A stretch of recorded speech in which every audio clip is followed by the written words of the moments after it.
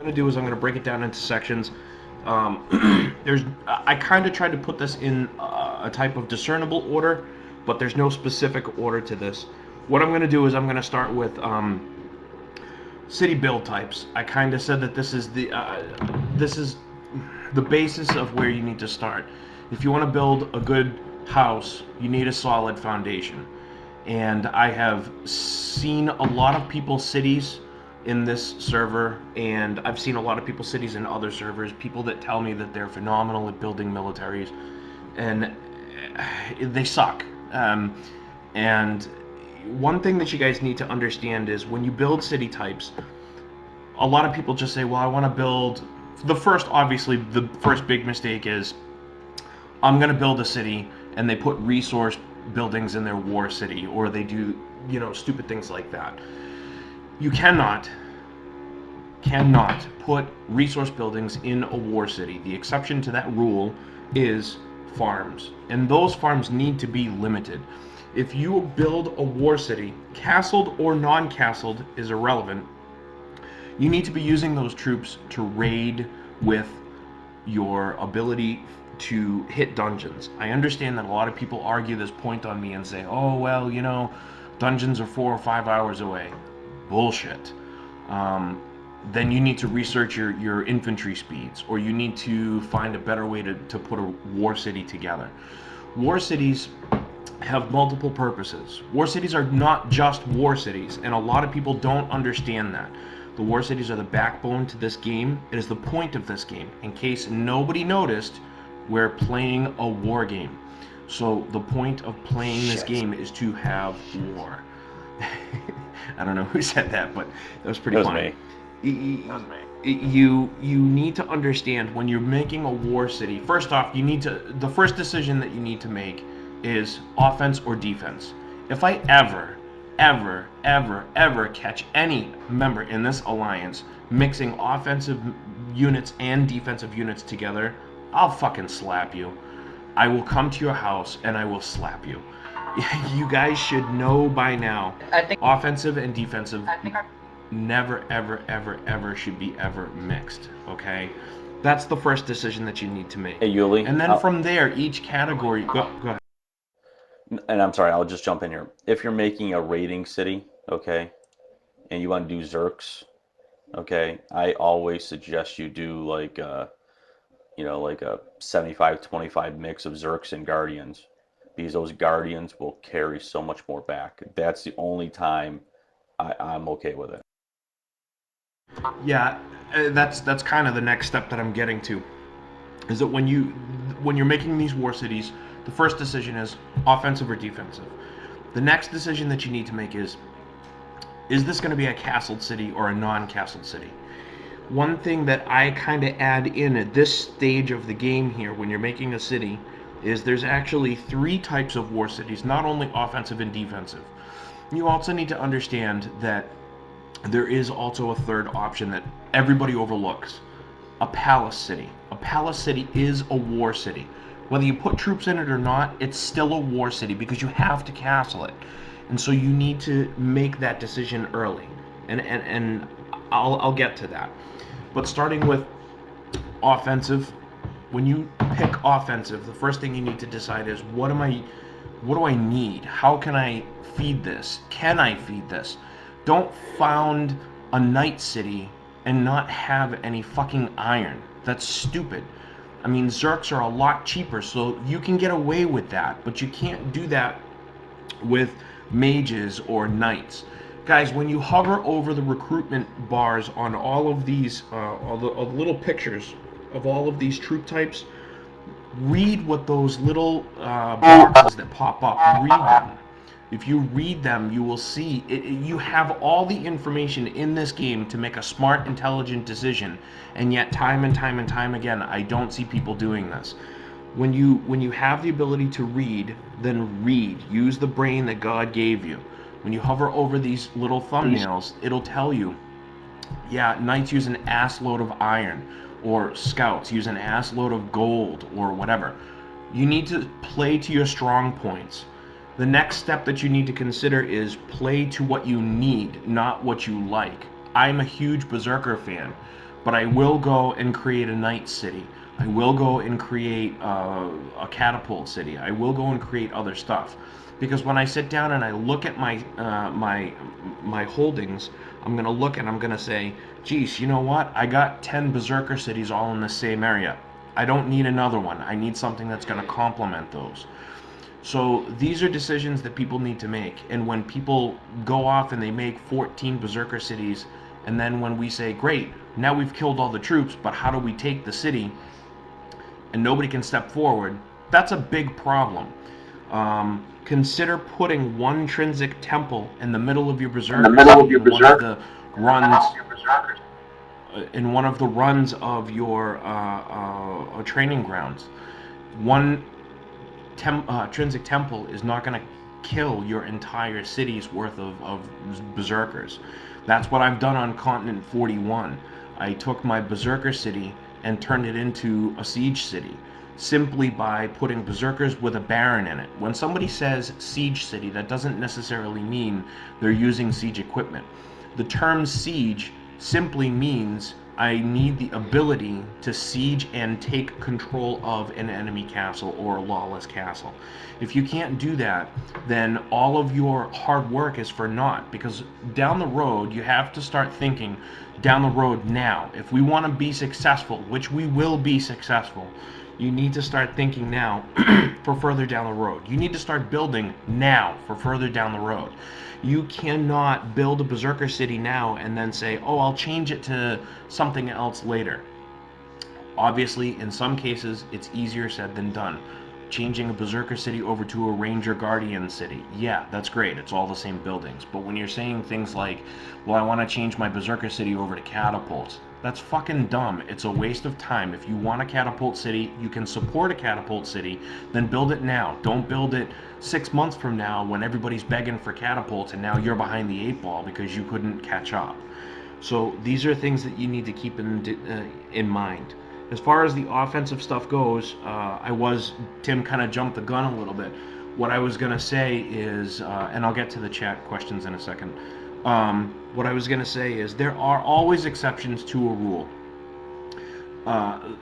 So if I tell you something, it's not set in stone. Oh my God, Yuli said don't do that, so I can't do that. Don't be afraid to play around with stuff that's, no, that's fine, Johnny. You can, I'll just don't expect me to get to him right away. Don't be afraid to play around with stuff a little bit. You know, I've made my first 2 servers, I got the ever-living shit kicked out of me everywhere I went and everything I did. And that's how I learned. I learned by getting the shit kicked out of me. I played with stuff all the time. My first couple of servers, nobody was really there to teach us how to play. I came with a group of guys that came over from Ebony, and we thought that tactics that we used in Ebony and knowledge that we had from Ebony would apply here. So we were sorely mistaken, and we learned those lessons the hard way. Don't be afraid to play with stuff. Like Tim said, you know, if you're going to build a raiding city, like a berserker raiding city, berserkers are great for raiding. And I don't care what anybody says. If you build a berserker city, they're cheap, they're fast, they're easy to make, and you can bang them out in no time at all. And even if you don't castle them, you could easily build a berserker city. Oh man, the women are so distracting me. You can build a berserker city, and if you use it just for raiding, don't castle it, that's great. Throw some guardians in there.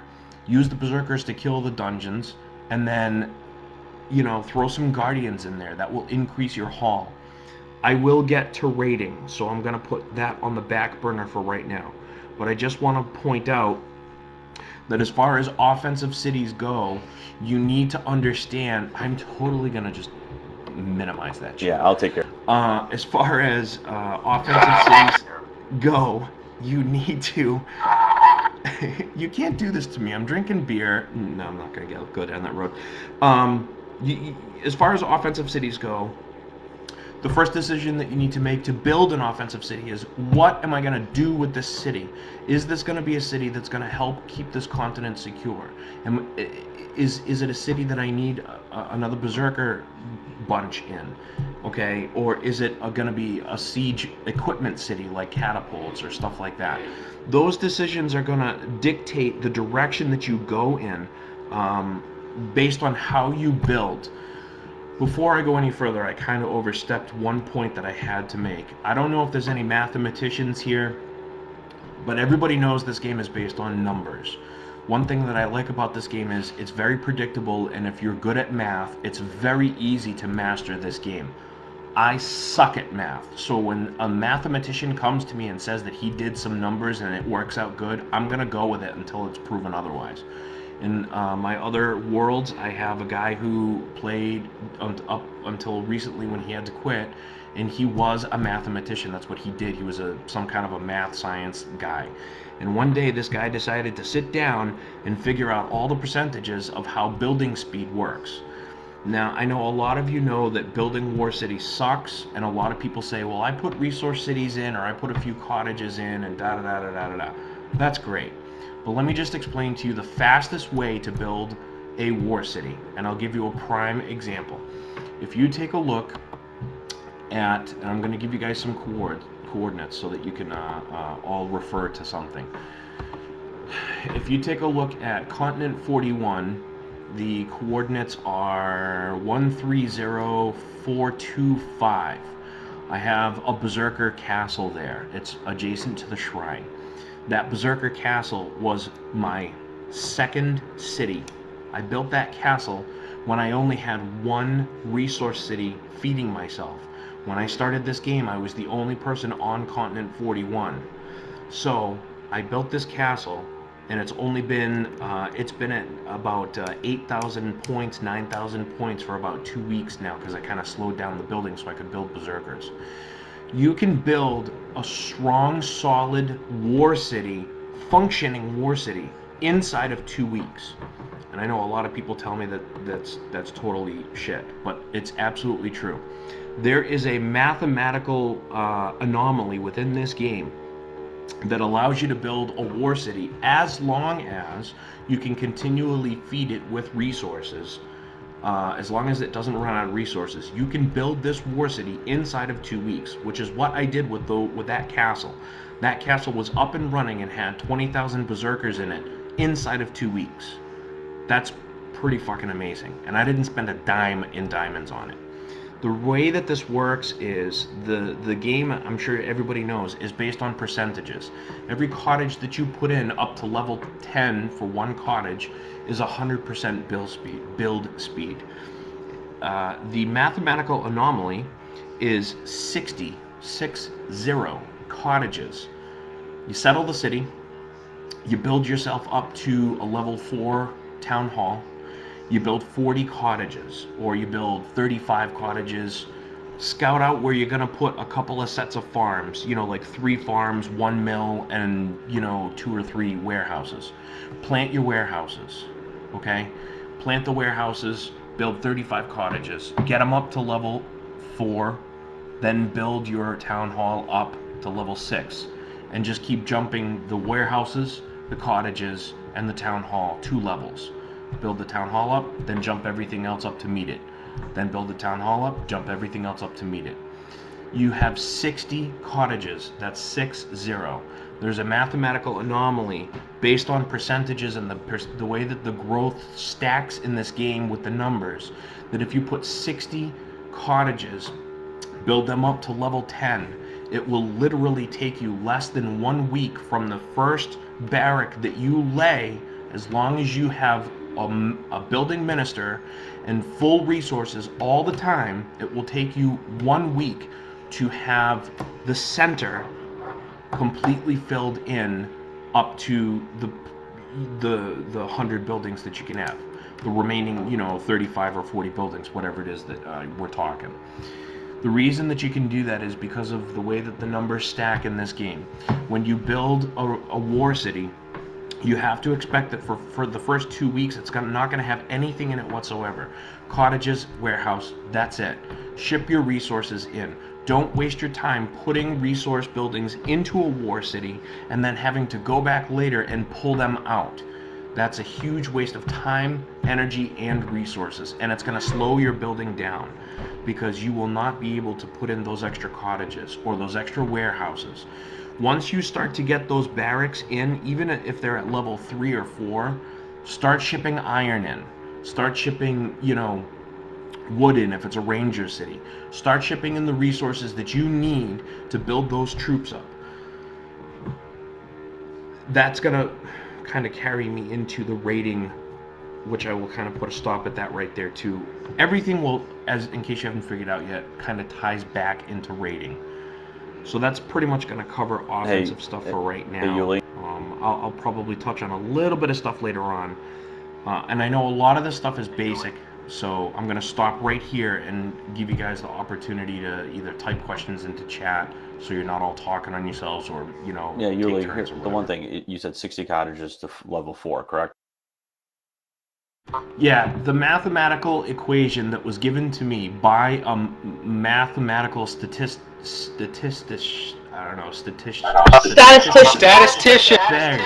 There you go. Is that you settle the city. Build it up to level 4 town hall, and you put in 3 warehouses. What you do is you scout out where you're going to put your farms. You basically map it out in your head, use city planner, whatever it is that you want to do, use a magic 8-ball, I don't fucking care. You map out where you're going to put your farms, figure out where your mills are going to go, and then you're going to put 3 warehouses attached to where the mill would be. So that way, in the future, when you do lay down those farms and you do lay down that mill, it'll already be there. Build those warehouses up, and then start building up your cottages. So you go town hall, level 4, 40 cots right off the bat. Bring them up to level 4. The next thing you do, town hall level 6. It'll literally take you like 18 minutes to do. Bring your town hall up to level 6, throw in a few warehouses, and then throw in the rest of the cottages. Bring everything up to level 6, including the warehouses. Once you get there, bring the town hall up to level 8. And by this point, when you have all of these cottages up to level 6, when you're going up to level 8 for the town hall, it'll literally take you like 27 minutes. Bring the town hall up to level 8. Bring everything up to level 8. Bring the town hall up to level 10. Bring everything else up to level 10. Once you get all of those cottages up to level 10, don't make 58 cottages. Don't make 61 cottages. Don't do that. Make 60 cottages. 60 cottages gives you the mathematical equation where it gives you, and I don't know anything about math, so I don't want to pretend that I know what I'm talking about as far as math goes, but this is what this guy told me. The barracks, you build the barracks first, Sarah, because everything else you build will literally take seconds. Everybody knows that level 1 on every single building takes 10 seconds to build within the game, right? Awesome. What if you were able to build level 5 of your barracks from level 1 to level 5 in 10 seconds? Pretty cool. That's what this gives you to do. If you build all cottages, you can put 60 cots into this city. Your castle walls from level 0 to level 10 will literally take you a little over an hour from start to completion for all 10 levels. I mean, that's pretty sick. A lot of buildings, when I build my war cities, I put the 60 cottages in first. And the very first thing I do is I build my walls, build my towers. When I have 60 cottages at level 10, it literally takes me 7 minutes and like 20 seconds to build up to a level 10 tower. So if you do the math, yeah, that's an ass load of stone that you're going through in a very, very, very quick period of time. But that gives you the ability to have maximum defenses up front without even castling. What I do is, and then when you go in, you hit your max 100 building capacity, get everything up to level 10. All those first barracks and training grounds or stables, whatever layout that you're doing, get everything up to level 10. And then when you run out of building spots, you go back and you back out each cottage one building at 3 buildings at a time. I do them in groups of 3, sometimes 4. You back out, you demolish 4 buildings, and you add 4 buildings. If you got your building minister, you got your resources, that stuff will happen within minutes. When you're demoing a cottage in a town that has 60 cots, it literally takes you like 17 minutes to demo from level 10 to level 0.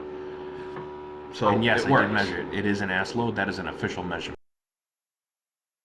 Hey, Yulia, the one thing I do want to say is any castle that you have, you gotta put a temple in it. You gotta be able to recruit a baron in it. The only ones I want to do if it's a pure cat or a workshop castle. As people know, it's the speed of this game kills. It's just like war, speed kills.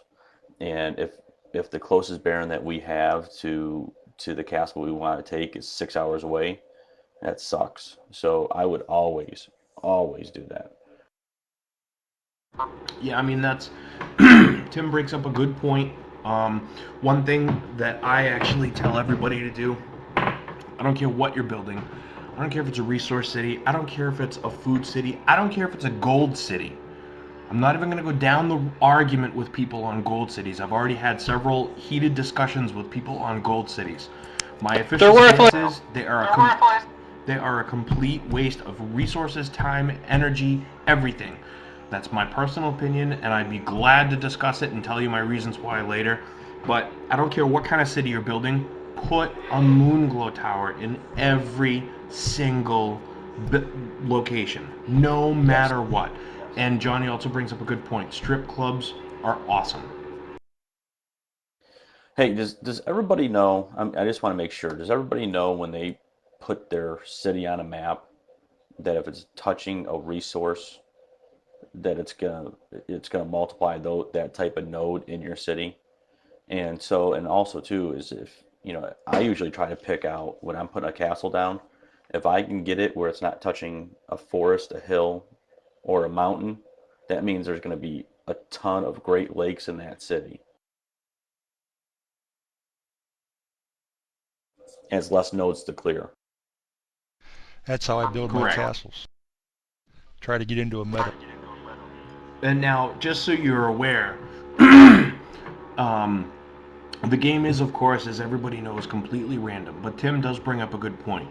If you bury a castle in the middle of a mountain forest area, then you're going to get an ass load of stone, iron, and woods. One thing that you do need to know, though, is that everything is based on math in this game. This game is a giant mathematical equation. And I'll actually touch on this more to show you where math touches all other parts of this game too. But one thing that you need to understand is the game is always the same. I hate math too, just like Piggy says. But one thing that's great about math is that it's very predictable. It's always going to have the same outcome, assuming all the factors are the same. When you settle a castle, when you settle a war city, one thing that you know is that the center ring of your castle will always have 18 nodes in it. No matter what kind of nodes they are, they always have 18 or 19 nodes. There's never any variation from that. It's either 18 or 19 nodes. I don't know why the game does that, but Tim brings up a good point. If you settle a city in the middle of nowhere, everything on the outside ring is lesser. So you have less water, less stone, less woods. If you like to build your war cities using the outer parts of the rings, that's fine. It'll give you less demo time. I personally like to use the center rings just because I don't know, I got fucking OCD or something and I want all my cities to look the same. So that's just the way that I do it.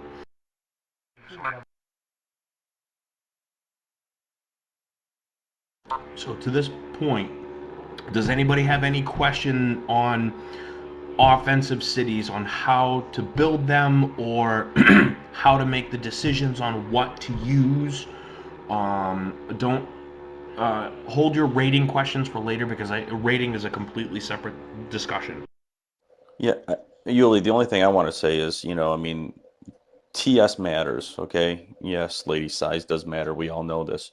Um, if you hit with 150,000 TS, there's a big difference when you hit with 200,000.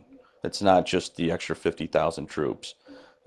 It's a math thing here that they have that the bigger the number you hit with, it multiplies it higher as you get. So, like Moon will always say, if you're on a continent with conflict, you want to build troop speed. You want to be able to build those troops as fast as possible and lighten on the TS part.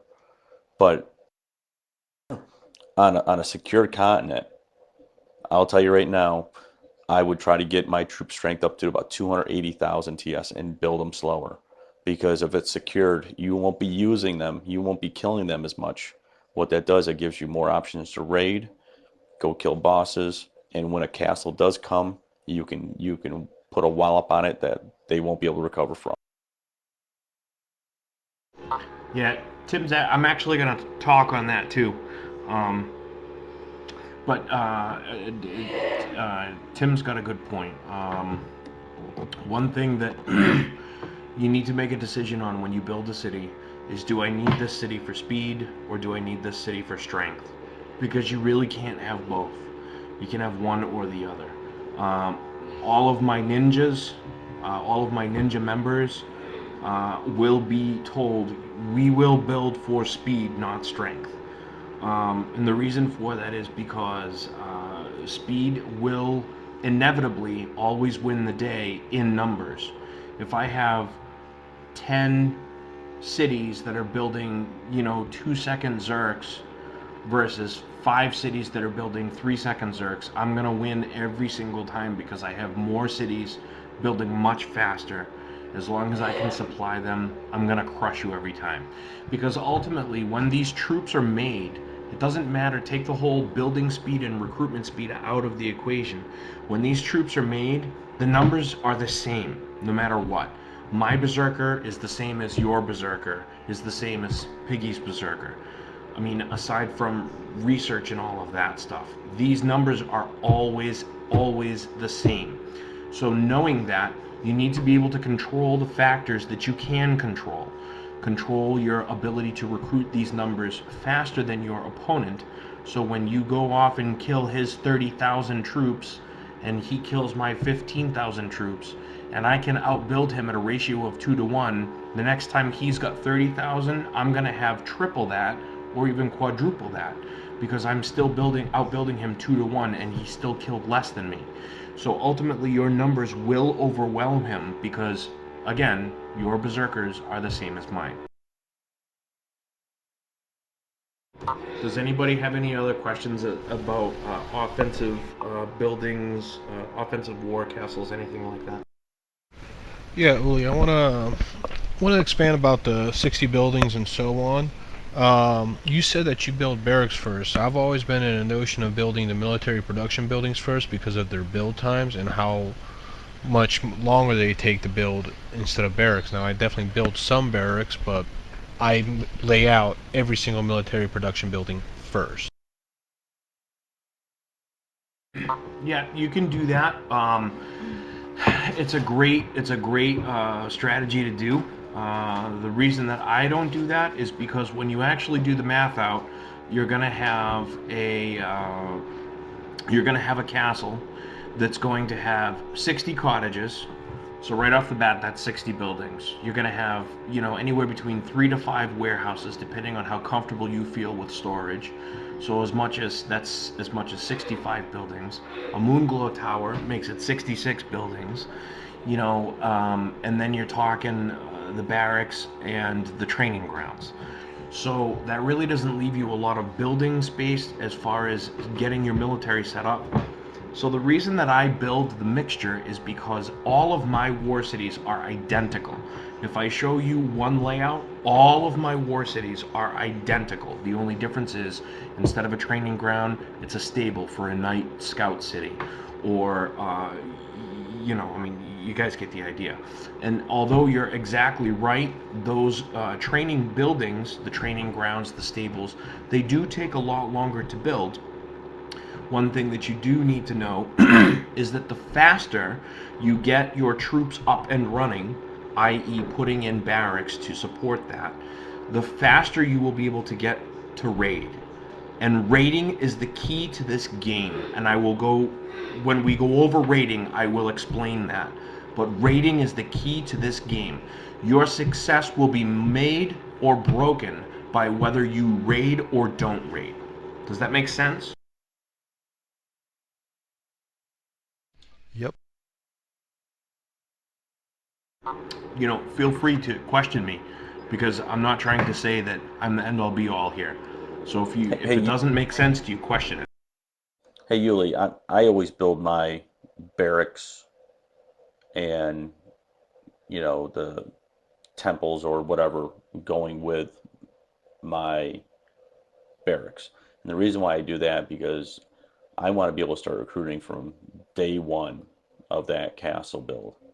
And if I can do that, at least by the time, I can keep growing it as I can keep recruiting as I'm doing this. Yeah, that's how I do it too.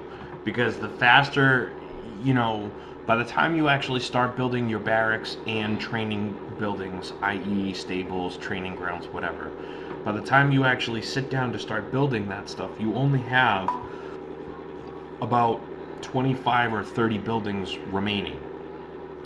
So that's why I just split it right down the middle. Once I start backing out barracks and stuff, then I start focusing on just building my training buildings.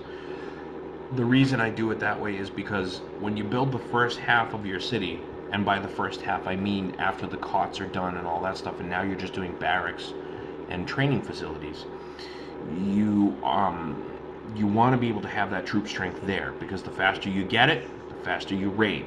The faster you raid, the more resources you're going to pull in.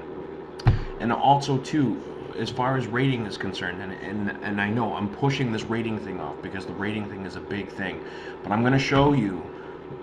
You can do the math. We can even sit down and do the math if you want. And raiding is not just about the resources.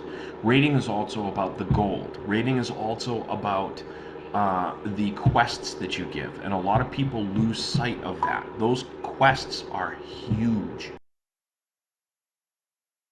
Now, I'm just kind of looking back here, and Bassman asked a question, what's proper castling cluster? I'm kind of reading down here at the same time. I think the question that he's trying to ask is, why should I be putting a castle in the middle of a cluster of cities? The reason for that is because you don't just build a castle in a standalone area. When you build a castle, you need to have a support structure. If you don't have a support structure, then you have no business building a castle. It's that simple. If you cannot support a castle, you should not build that castle.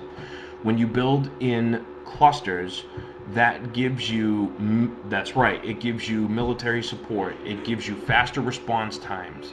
What complements military support? I'm not sure what you're asking about. What troop? Well, as far as the troop, well, that's what I'm going to get into next, is defensive stuff. So I just want to make sure that everybody's kosher on the offensive stuff before I go any further. Okay, I see what he's saying. All right, so I'm just going to go into defensive stuff now. Defensive stuff. No, you're kind of one step ahead of me. Defensive stuff is almost the exact same thing as offensive stuff. When you set out to build a defensive castle, the one thing that you need to know, there are a couple of extra steps that people often overlook when they're doing this. When you build a defensive castle, the first thing you need to know is, I'm building a defensive castle. Again, you need to keep in mind that you should not be mixing offensive and defensive troops together. There's a little bit more leeway in building defensive troops. There are a lot of buildings that you can have in defensive structures that are similar for different troop types. For example, stables. We'll build you paladins. We'll build you crossbows. We'll build you scouts. Those are cool. Training grounds. We'll build you guardians. We'll build you rangers. Those are cool to mix. When I build a berserker city, I have a ranger city right next to it. I never let my berserker city go undefended without rangers around, because the best way to kill a berserker is with a ranger. Um, it just it is what it is. So if I have a castle that everybody knows is berserkers, they're gonna send an ass load of berserkers to kill mine. The best way to defend that is for me to put rangers in there. So I always have a ranger guardian city very close by. If you look at those coordinates that I gave you before, which were 130425, which is my berserker city, right next to it is a palace build city. That is a ranger palace build city, ranger guardian palace build city. How many rangers do I put in a support city? That's a great question. The decision to that will be based on what type of city, castled or non-castled. If you have a non-castled city, the troop strength, or TS, that you want to aim for should be anywhere between 65 and 75,000. So anything that I have that's non-castled will always have a minimum of 65,000 to boobies, 65,000 to 75,000 troops in it. Rangers are excellent, excellent, excellent defensive units. They are great for raiding. They're excellent for defending. They're the best anti-infantry unit in the game. Hey, Yuli, the one thing I would say about defense is I am not a big cav defense person. Paladins are okay if you're doing raiding, but to me, defense is about TS. How many can you jam in there, especially with the new rules that if everybody sends an army and they send all these small armies to a castle, only the top 100 TS armies will be fighting. So to me, like you were saying, the defense, the total TS in a castle will really, in a defensive city, will be based on the lakes and how they're laid out. And and the reason why I don't like cav for defense is they eat way too much food.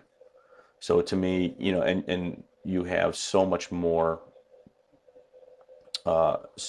defense with the infantry troops like rangers and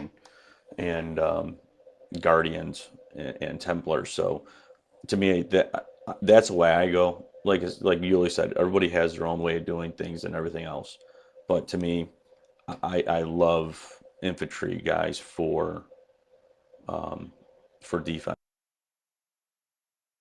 I'm kind of the same way too. I'm not a big I'm gonna go over walls and towers because that really truly is a separate situation altogether. But I am not is that another beer? It's actually my third. I am not really big on troops that cannot be supported by towers. I will get to that. That's a whole separate issue in and of itself.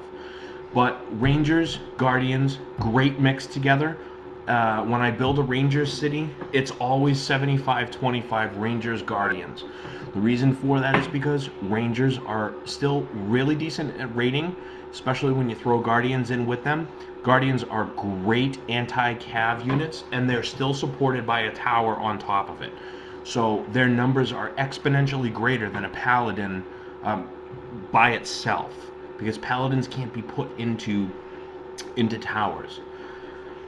Johnny put the question of how do I know that a berserker is raiding? Well, it's really simple. When you click on a city, when you click on somebody else's city, if I attack somebody right now, I can click on their city and I can look over to the left-hand side and I can see I just clicked on one of my neighbors who is about to go lawless that has been providing me with a substantial amount of resources. When I click on his city, I look over to the left-hand side, and I come up with a window. And this window tells me move times of every single troop that I currently have, or even the ones that I don't have. It tells me what my scouts, cavs, infantry, siege engines, barons, ships, carts, and merchant ships will take to get to that city. Now, the great thing about that is this works in reverse as well. So as long as you're online within a good period of time, or even if one of your neighbors is online and you come under attack, you can very easily figure out who is attacking you and what type of unit it is. Now, granted, I'm not going to be able to know he's attacking me with berserkers or he's attacking me with rangers, but I'm the kind of guy that thinks everybody knows what they're doing until proven otherwise. So if you attack me for the first time, the first thing I'm going to do is I'm going to click on your city and I'm going to look at what my travel time is to your city from my infantry. I need to know what kind of units are infantry. Guys, you need to know this stuff. Simple things are going to make or break you when it comes to combat. You need to know what type of units are infantry units. You need to know what type of units are cav units. The reason you need to know that stuff is because you need to be able to make a quick decision when you see your neighbor being attacked and you have a choice between sending rangers or sending ballista to protect his city, and you can't send both, you can only send one because of the time frame. You need to be able to make that split decision quickly. You need to know those things. So when you get down to it, you can click on your attacker's city, look at your travel times to his city, and say, okay, my time is going to be the same with berserkers to his city as it is for him to come to me. So therefore I know he's attacking me with an infantry unit. Well, what does that narrow it down to? He could be attacking me with berserkers, which is most likely the case. He could be attacking me with rangers, guardians. If he's attacking me with rangers and guardians, you can put 3 dudes with loincloths and sticks on your walls and you'll be fine, because he's a fucking idiot. But if you're being attacked by berserkers, you'll know, and you'll know how to defend that stuff. That's the kind of stuff that I talk about when I say you need to know the simple things. Bass put a question, talking specifically non-castled cities that are self-feeding. That's a good question. As far as non-castled cities go, non-castled cities should always be self-feeding. You should not have to worry about feeding a defensive city ever. And I'm pretty positive that Tim is on the same page with me on that as well. You cannot worry about feeding your cities that are defensive cities when they're sitting around doing nothing. For example, crossbows. They eat a lot, like my ex-wife. And when that happens, you need to that's a cheap shot. You need to found a food city adjacent to your defensive city, because those crossbows are not going to raid. They can't raid. They suck at raiding. You could give them a GPS and they'll still get lost. So you need to find a way to either self-feed these cities or not build them at all. That's really what my suggestion is. If you look at me on World 28, I'm one of the higher ranked players as far as defense on my main continent. I was ranked in the top 5 for defense on World 28, and all of my castles were self-feeding. Even some of my castles were self-feeding, because I castled my ballistas and I got 215,000 troop strength out of my castles for ballistas, and they were self-feeding. And that's the other thing that you need to understand too. When you have a self-feeding city, that doesn't mean make extra food. When you're talking self-feeding, what I do is that takes a while to play with, and I know it's a pain in the ass and it's an OCD thing, but if you want to be successful, you got to do it and do it right. For you to get a non-castled self-feeding city, you go in, you build the basic layout, get it all up to 100%, and then you go back into it, you fill it with troops to the brim till it can't go anymore.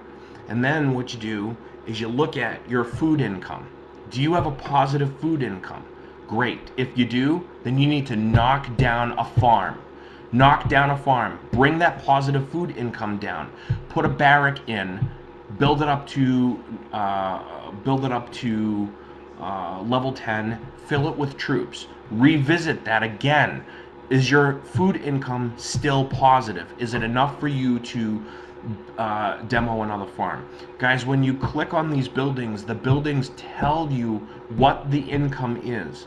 So if I know that my farm, my war city is positive 3,000 food points, I don't need that food. If you want a food city to purify for food, go build a food city.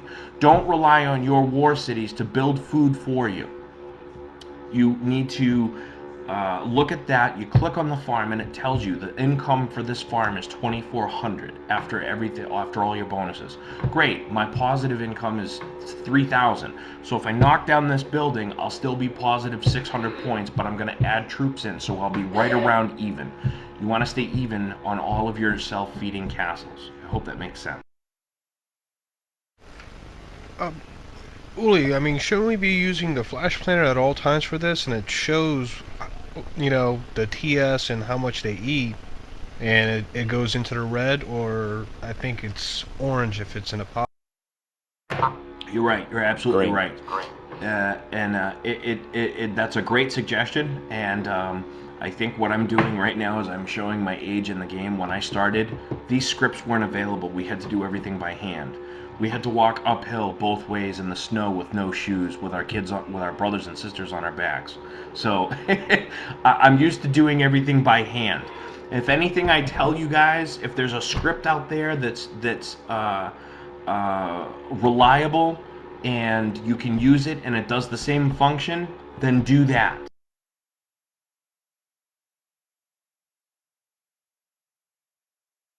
I'm looking back here. John has another question. Would you change the defense in a limited amount of time, i.e. Rangers to Cavs? No. Hope that makes sense. Hope that's clear. Do not change a Ranger infantry city to a cavalry city. If you do, I will find out where you live, drive to your house, and choke you. Next question. Have to catch the attack right away, but to compare travel times. Yes, you do. And that's the other thing, too. You have to understand that there's always going to be a variation, because your opponent might have put more research into travel times than you did, or vice versa. So, yes, there will be variations in times. That's why the question that Johnny asks brings up a very, very good, valid point that I've been trying to make to everybody. Guys, this is a team sport. There is no solo star in this game. Just like the Red Sox back in the late 90s when they got rid of Nomar Garciaparra because he was a fucking idiot and he was a cokehead. The guy thought that he was the greatest thing since sliced bread and he was the greatest shortstop player known to man. Yeah, you know what? He was good, but he wasn't playing with the team, and that's why they got rid of him. And they did better without him. And or 2004, I think it was. This is a team sport. It needs to be a team sport. We need to keep each other's backs. My ninjas, the ninja squad that I've put together for this alliance, we are supporting each other on Continent 52 right now. We need to be trusting of each other. And I know that's hard sometimes because there's always some fuckhead that's going to screw it up and turncoat to the other team. And that stuff happens. It's part of the game. We need to kind of roll with the punches with that. But you need to find a buddy. You need to find a neighbor and say, we're in this through thick or thin. We're neighbors together. When we move to continents, let's move together. And when I'm not online, you're online. Or when you're not online, I'm online. You guys, we gotta figure that out. I can't stress that enough. Moon's been trying to get that done for a while now.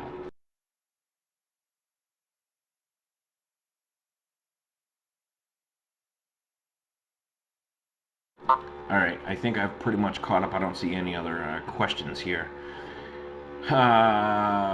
Okay, so that covers just the basic stuff there, offensive, defensive stuff. And I talked about offensive types and don't mix your troops.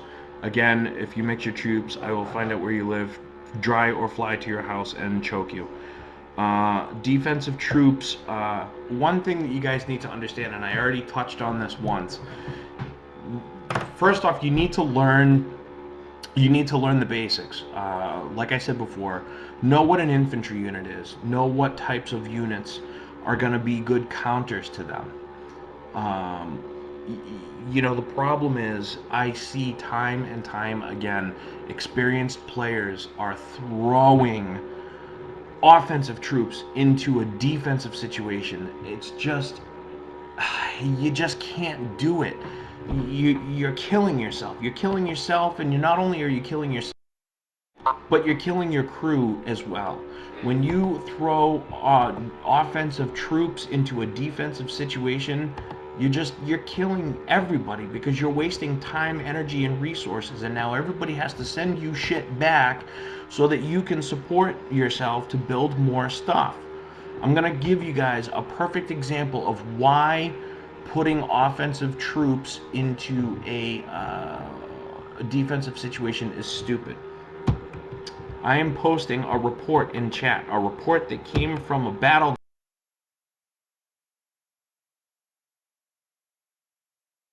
because I'm really irritated about this siege, but I just posted a report in chat.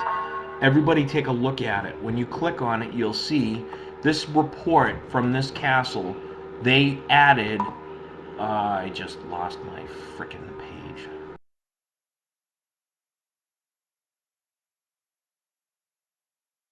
They added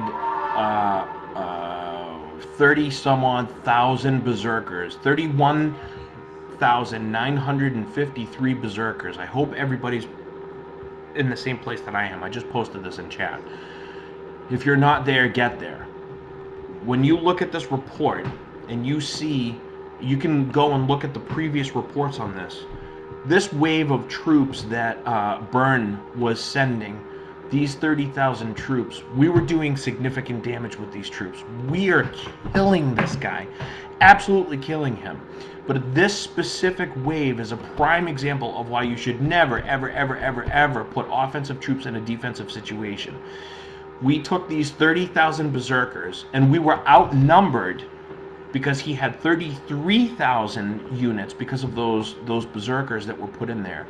And he lost almost triple what he was losing previously because those troops on an offensive situation are great. This idiot thought that these offensive troops would do good in defense. Offensive troops do not run for defense. They don't do it. And if you see an all call for troops and we need to break a siege, unless Tim or Moon or myself, somebody specifically says, if Zerx is all you have, then send it. Don't send it. Let the castle die. Because you're not only going to lose those berserkers, but you're still going to lose the castle anyway. And now you're out of castle and berserkers. And you're out your offensive capability. And you're out all of that iron. And you're out all of that shit that you just lost on top of it, everything else with the castle. Does that make sense to everybody?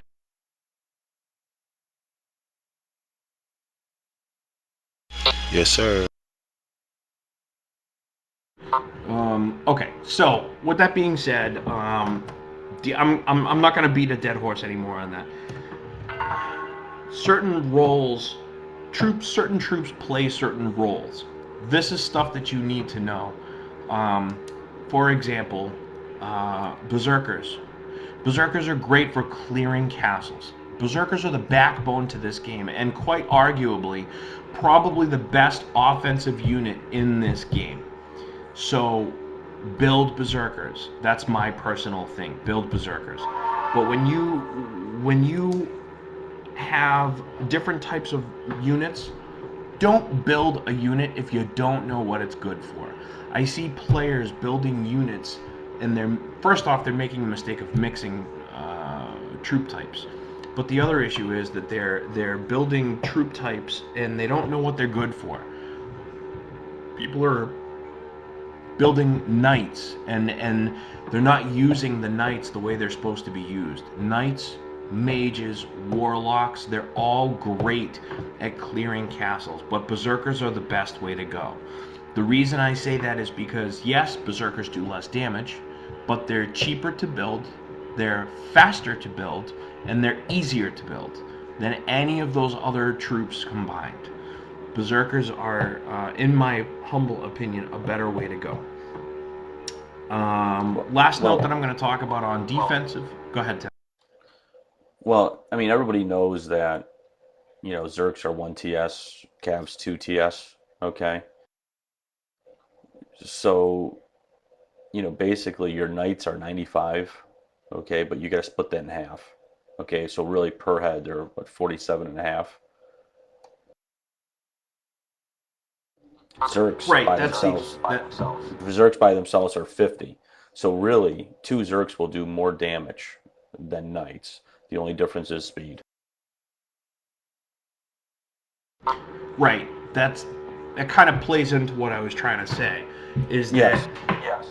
is that when there's two numbers that you need to look at. A troop strength does not mean that's the offensive number for that unit.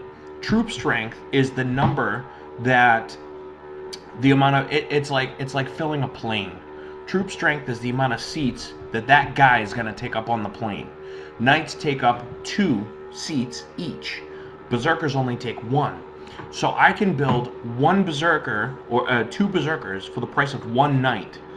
Take a look at the berserker numbers, double them. Double berserker numbers, 2 berserkers to 1 knight. 2 berserkers are a better deal and ultimately still cheaper.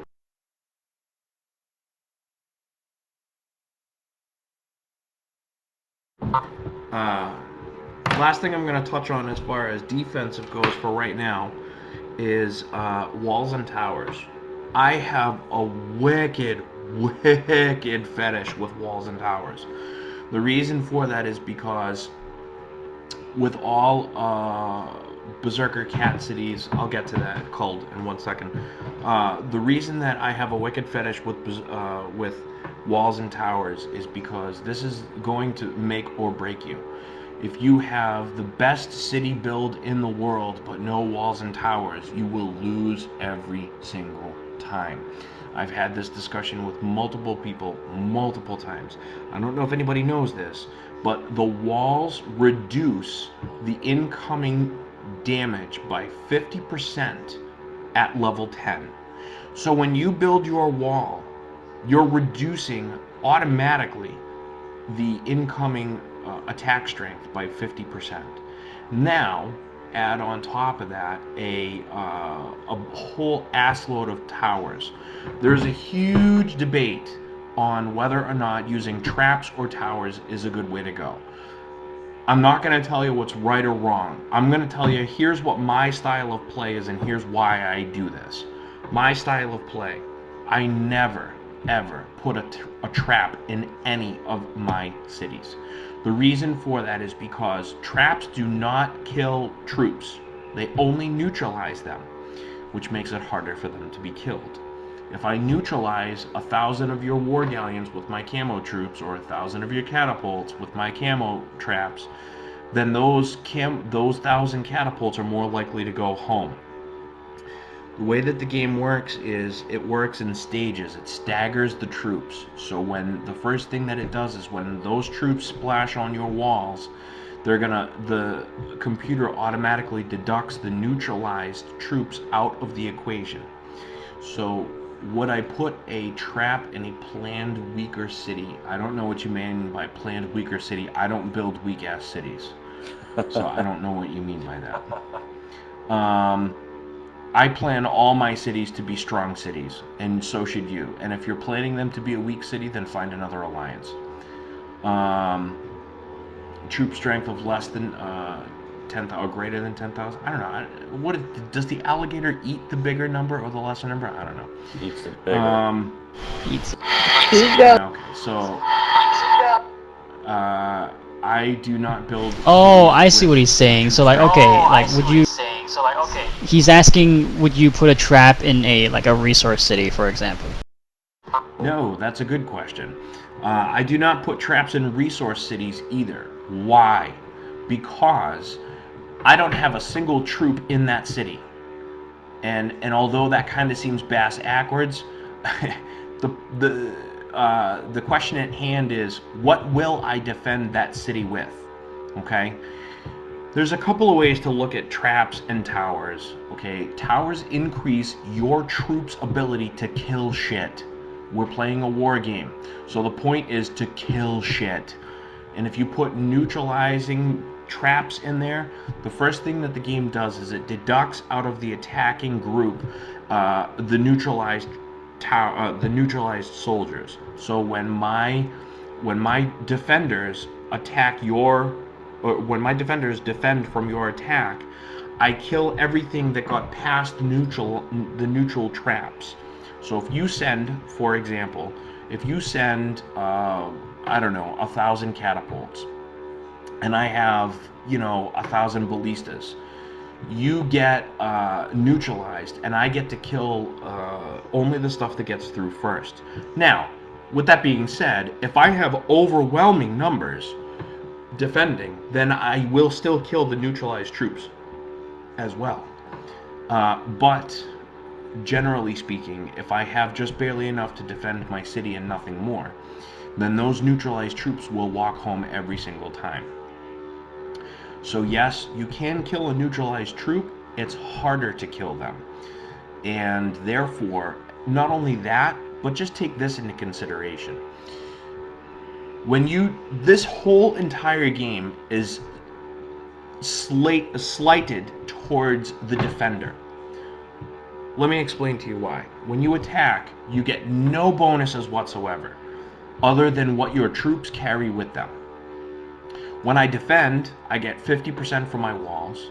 My defenders' numbers increase for 50% for every level 10 tower that I have, up to 2,000 rangers or 2,000 guardians, whatever it is.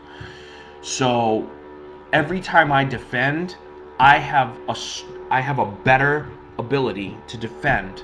The numbers are slighted in my favor no matter what. Now take into consideration night protection too.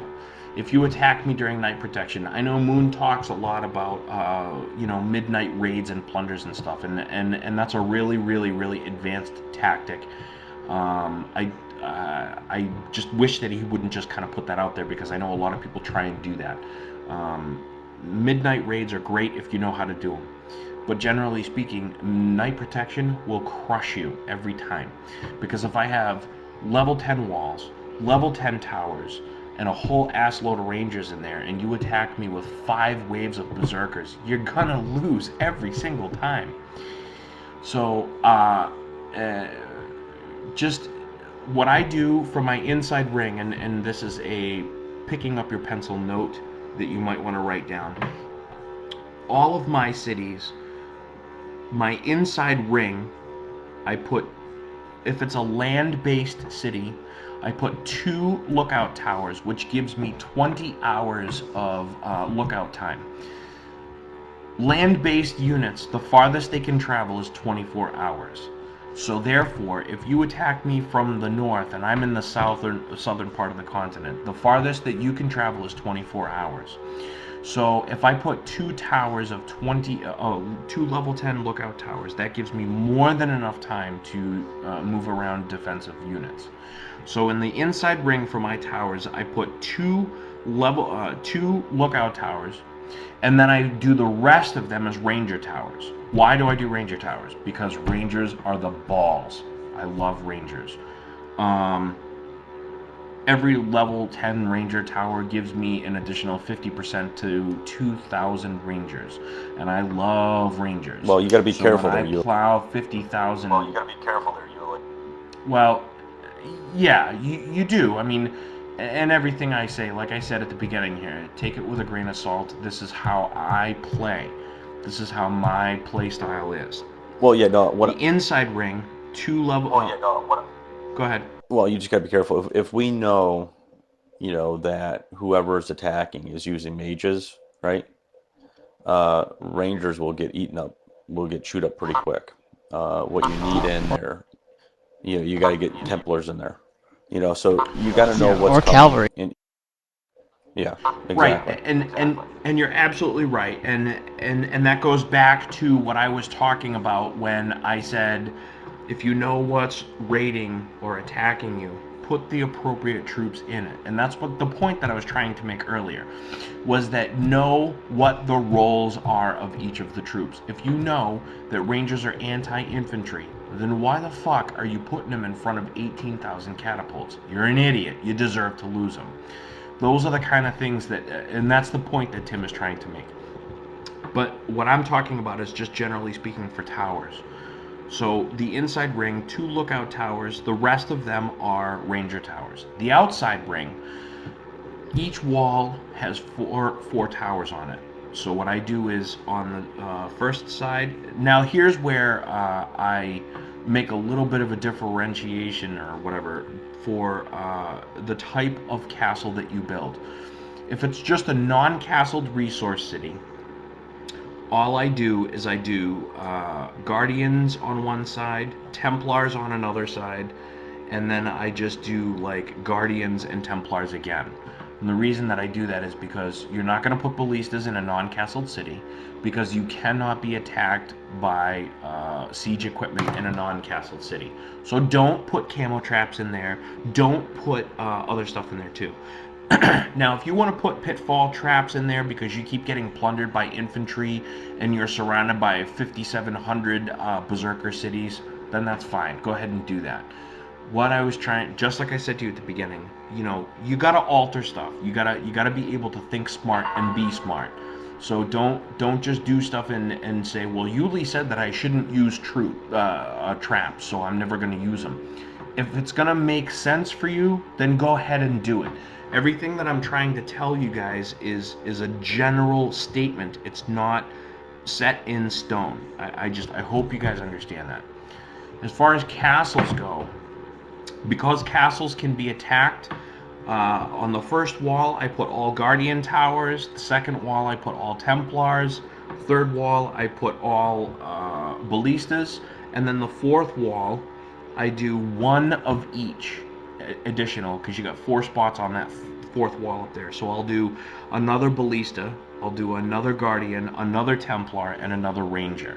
So basically I have my entire city completely surrounded with an even mix of towers, and I don't use troop traps at all. Now, the exception to this rule as far as towers and traps go is you just want to know how to kick ass much sooner. Stick with me, kid. I just want you to know there is an exception to the rule. Palace cities are a huge exception to this rule. When you build palace cities, I hope everybody knows, when you build palace cities, you are filling this palace with city guards. And I literally mean 1 to 2 million city guards. City guards are excellent, and there is only one type of tower that they belong in. Does anybody know what type of tower that is? Thank you. Ballista towers. Does anybody know the reason why they belong in ballista towers? Fit more of them in there. That's right. Well, every troop strength gets the extra 50% bonus in the towers when the towers are level 10. But the great thing about ballista towers is, for some reason, the game designers said, for some reason, when they build ballista towers, they can hold more shit. And so if they can hold more shit because ballistas are bigger, then that means they can hold more city guards. So therefore, we can pack a whole bunch more dudes in there. City guards are excellent in ballista towers, because if you can increase 50% of 2,000 or increase 50% of 2,500, you'd rather have the 2,500. So when you're building a palace city, make sure that you go very heavy on ballista towers on the outside wall. I'm not telling you to go 100% ballista towers on the outside wall. I am telling you that fourth wall up there that I like to mix with the mixture of towers, just make that one a second wall of ballista towers. Ballista towers are huge for city guards. City guards do not suck. City guards, people who say that city guards suck, have never been able to use them. I will take a palace city with city guards against a couple of incoming waves any day of the week. The reason for that is because I research my city guards. When you research your city guards to maximum effect, you get them up to 50%. If you look at city guard numbers, I believe they're 10. Correct me if I'm wrong, but I believe that their attack They're and 10 defense across is the 10. Okay. So when you increase those numbers by 50%, they go to 15. Now, granted, it takes you a little while to research that, but with that being said, take a look at, for example, a berserker. A berserker's defense, base berserker's defense, against infantry is 15, but against everybody else, it's lower. So if you research your city guards, they will actually have a better defense than most of your offensive units. Given that, now increase them by 50% because you're putting them all in towers. Decrease the attacker because you just built up your walls, and you're killing people. And the other thing that you need to know too is that I've spent a lot of time playing with combat calculators. None of them are accurate, but as best as I can find, the combat calculators have all pointed to the same turnout, and that turnout is that in numbers, city guards kill almost everything incoming. If you put 1.5 city guards into a city with enough farms to support them, you never have to feed it, you never have to do anything with it, you just let it sit there, and you build a palace there, and then when people come after you and attack it, you're gonna kill, just by itself, those city guards are gonna kill the first 2 or 3 waves of anything that hits it. And that's not counting research. That's just straight up. And the reason for that is because numbers will win the day in this game every single time.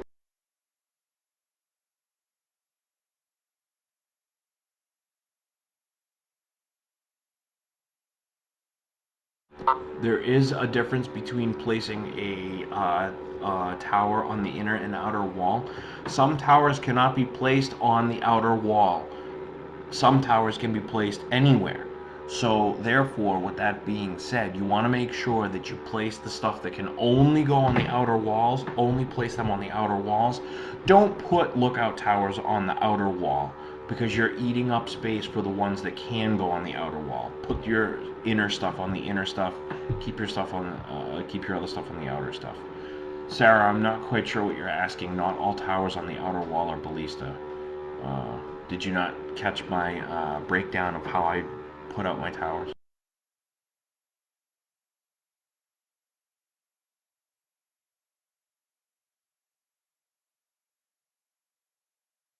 Alright, I'll go over that again for you in case that you didn't get it.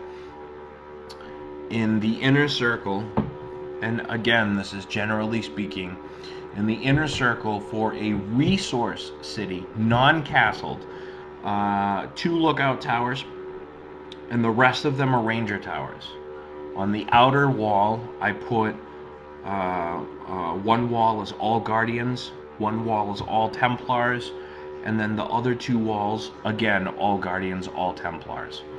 And that's for a non-castled resource city. For a, and that's also landlocked too, by the way. For a castled city, I do, again, inside ring, 2 lookout towers. The rest of them are ranger towers. And then the first wall is all guardians. Next wall is all templars. Next wall is all ballistas. And then the 4th wall is a mixture. 1 guardian, 1 templar, 1 ranger, 1 ballista. So you have an even mix of all of them. The only difference is, like I was telling everybody, the only difference is when you're making a palace city, you're going to go heavy on city guards. So you want to go heavier on ballista towers when you do those. And the only other exception too is if you have a castle that is on water, you want to put a 3rd lookout tower in there. So on that inside ring, instead of having 2 lookout towers, you want to have 3.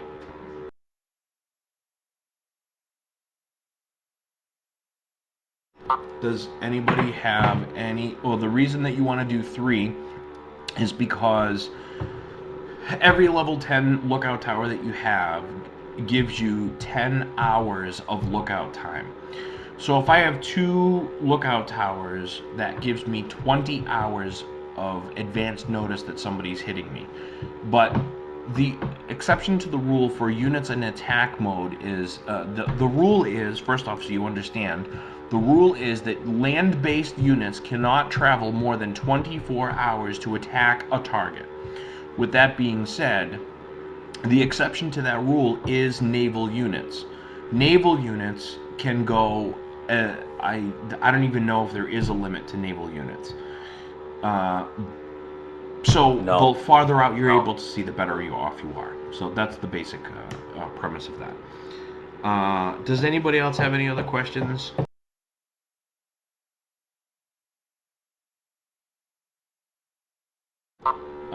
The question about traps and towers before is, I believe traps can only be put on the outer wall. Yeah, only water cities need 3. And if you want to put a 4th one in there, that's fine. But know at that point that you're starting to take away from your ability to defend.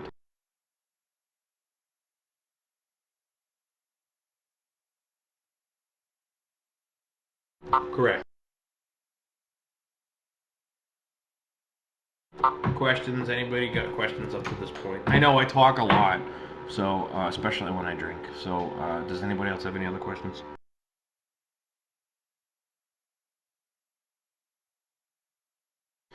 All right.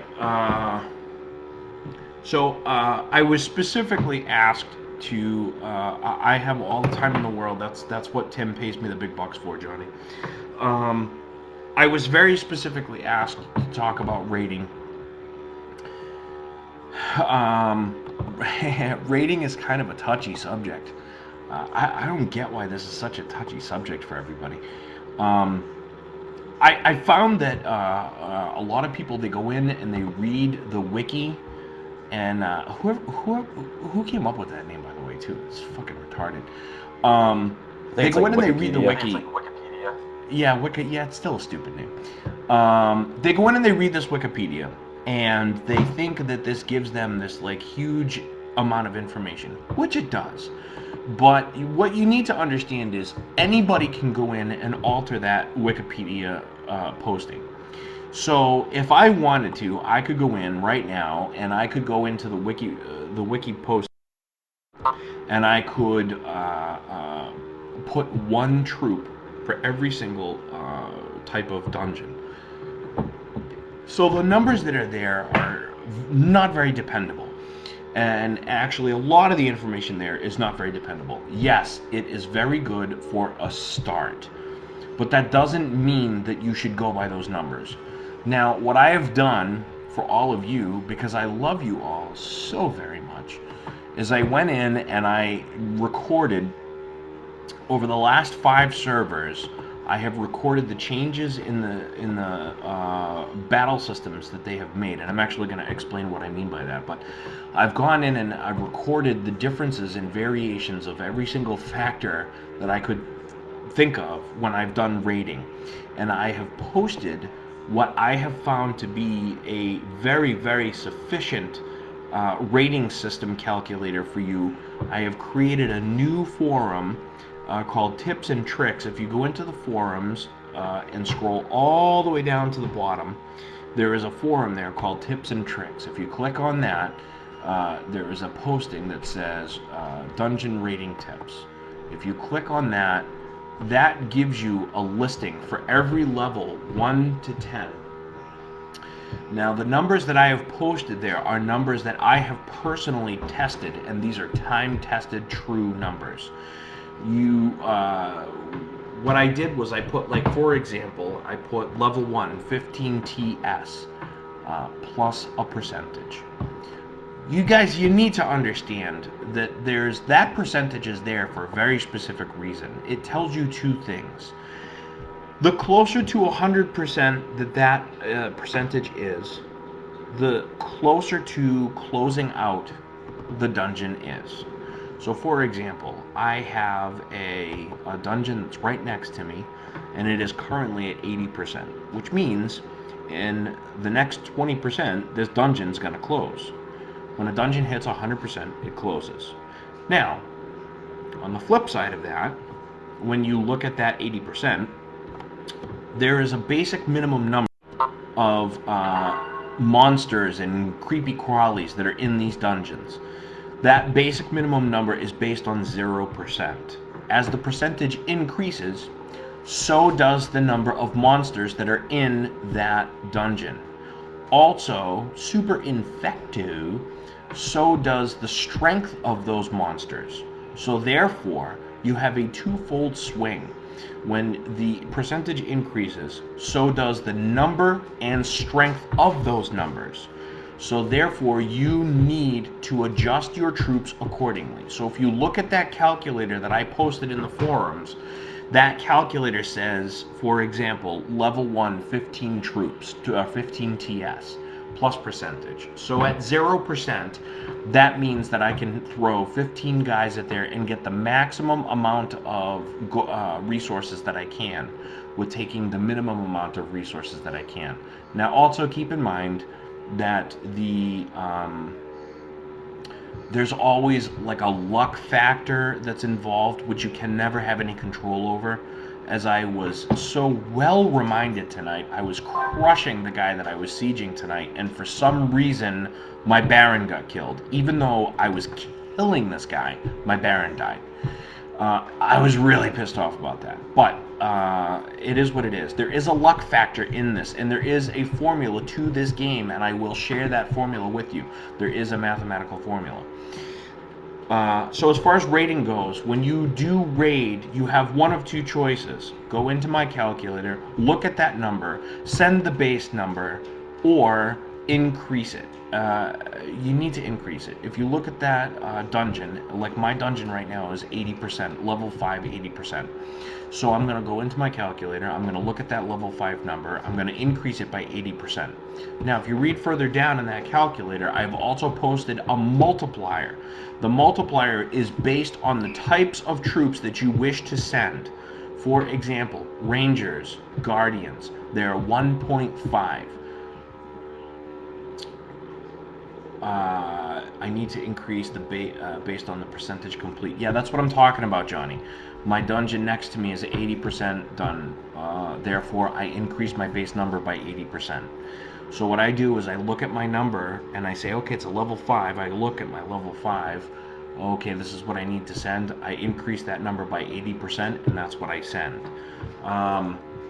There is, if you look at that calculator that I posted in the forums, there is also an additional multiplier that you need to be aware of. Certain troop factors do well against dungeons, and certain troop factors do not.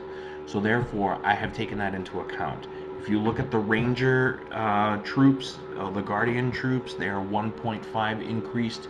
So when you raid with Rangers or Guardians, make sure you increase them by 1.5. So if I tell you to send 100 troops to that dungeon, that's based on a berserker number. So if you're sending Rangers, then you want to send 150 instead of 100, because you will lose your shirt. Does that make sense to everybody? Does everybody understand how that works?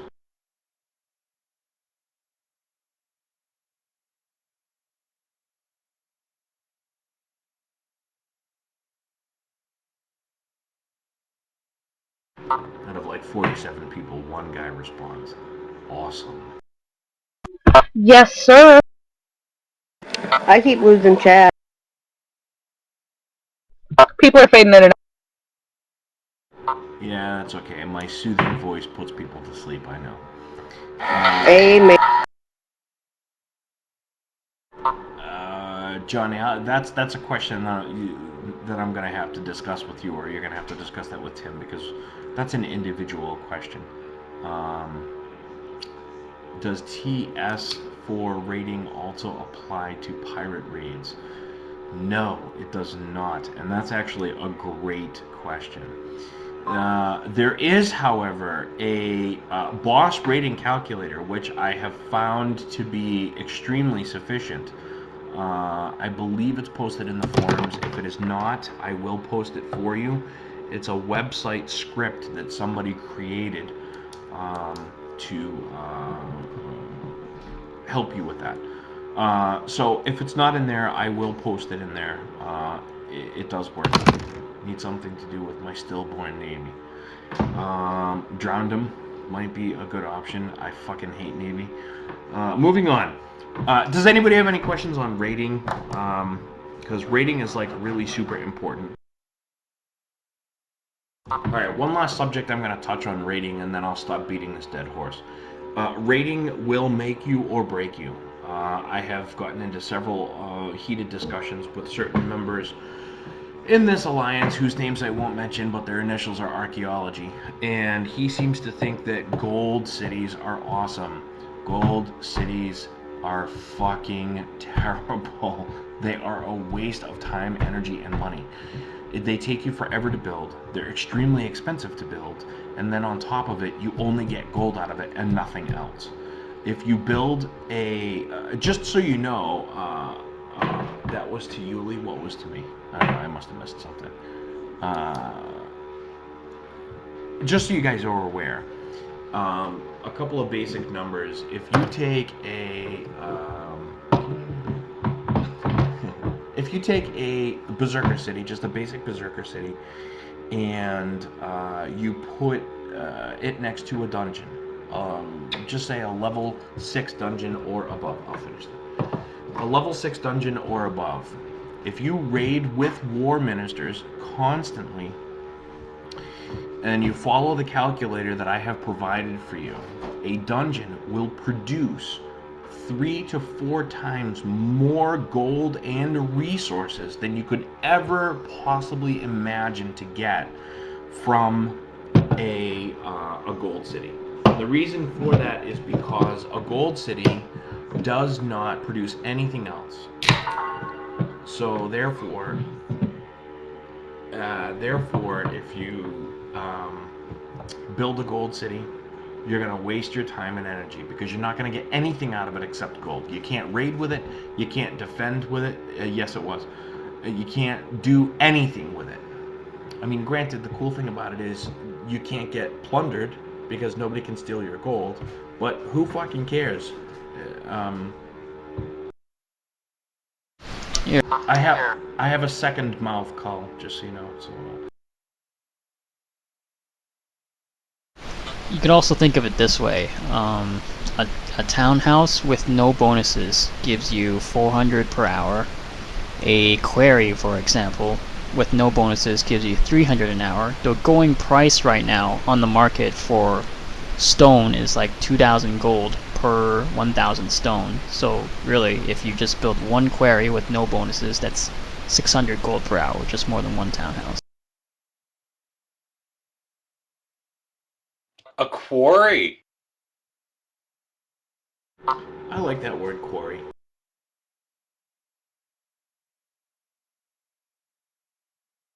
Are we done? No, are we done? Why? Do you want to leave? Really? Seriously? Because, I mean, I could really rather be... I would love to get a blowjob right now, and this is holding me up. So if you guys want to finish... Yeah, me too, so come on. I didn't know Jeremy was in your house. Yeah, well, you know, Jeremy's a good guy, and he's trying to work off some extracurricular credit to be in my good graces. So, let's see. I went over rating. Nobody has any questions on that. I know that you guys are starting to get lost here. I warned you this was going to take a while.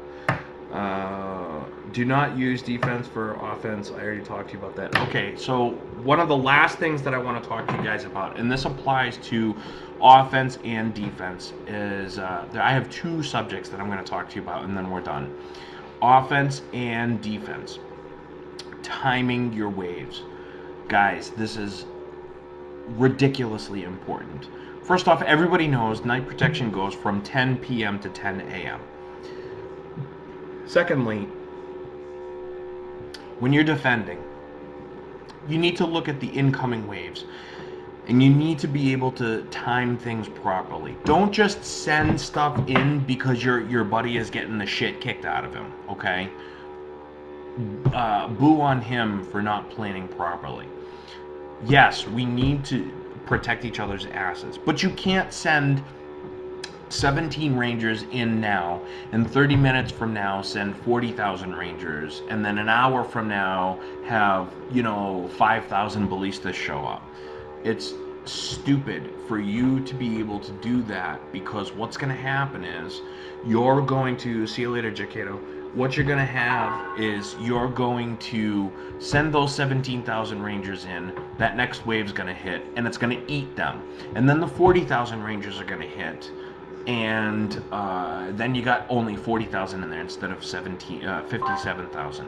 Time your exactly, Hog. It's defeat in detail. Time your troops in defense and offense. Listen, if we cannot coordinate our troops on offense and defense, then we have no business playing this game. We have no business doing what it is that we have set out to do. We have set out to be one of the best and most organized alliances on this server. Through that organization and through that experience and through that knowledge, that will naturally give us the crown, and not only give us the crown, but give it to us in record time. So don't make dumb decisions. Don't send 17,000 troops unless you know that that's all that's there and you got nothing else going on and nobody else is online because it's 3 o'clock in the morning. That's obviously the exception to the rule. But if you get into chat, you see somebody who's under attack, the first thing that you need to do is say, does everybody know that Billy Bob is under attack? Does everybody know that Piggy's getting the train run on her right now? Does everybody know that Tim is under attack? Yes, I do. So just make sure everybody needs to understand, we as leaders are holding you guys personally responsible for your own shit. If you are in this alliance, you need to, we are assuming that A, you're an adult, B, that you are respectable, and C, that you are intelligent. Until proven otherwise, you get those 3 things from us right off the bat. And so when you jump into chat and you see, 4 incoming waves, and you don't say anything, shame on you for not at least saying, hey, can you guys just make sure that Continent 41 is covered? Is somebody on that right now? Okay, cool. I mean, I know I can't do anything, just want to make sure everybody saw that. If everybody does that, then it's going to become second nature, and it's going to take you literally 3 seconds to do. With that being said, that's going to tie into how you guys are going to time your troops. Time your troops. If you do not time your troops, don't bother sending. It's not going to do you any good. Timing troops, and again, a perfect example, again, today, is on that siege that we laid on this guy on Continent 41. We crushed this guy by like 3 or 4 troops to 1. We killed 3 or 4 troops to every 1 troop that we lost on this. Now, if he had timed out his troops, we would have been in big trouble. We still would have won, but we would have taken much, much heavier losses than we did. The point to defending is to kill the attackers as much as possible, which is another reason why I don't like the traps, because they don't kill anybody. So, is the deduction for a night attack for when the attack is launched or when it hits? The deduction, the bonus is for when it hits, not when not when it's launched. So therefore, 40%, and just so you guys know too, it builds. It starts at 10 a.m. and goes to, it starts at 10 p.m. and goes to 10 a.m. And it builds 1% every, 5 minutes or whatever it ends up being mathematically. The peak hour is midnight at 40%. And if you guys want to really get advanced and start learning about night raids and night protection raids and stuff like that, come talk to me. Don't try to do that stuff on your own. You're nuts.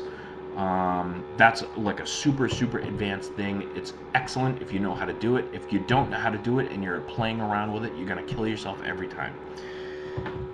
This is my last subject that I want to talk about. And I promise you, this is my last subject. And then I'll let you guys go do whatever it is that you want to do.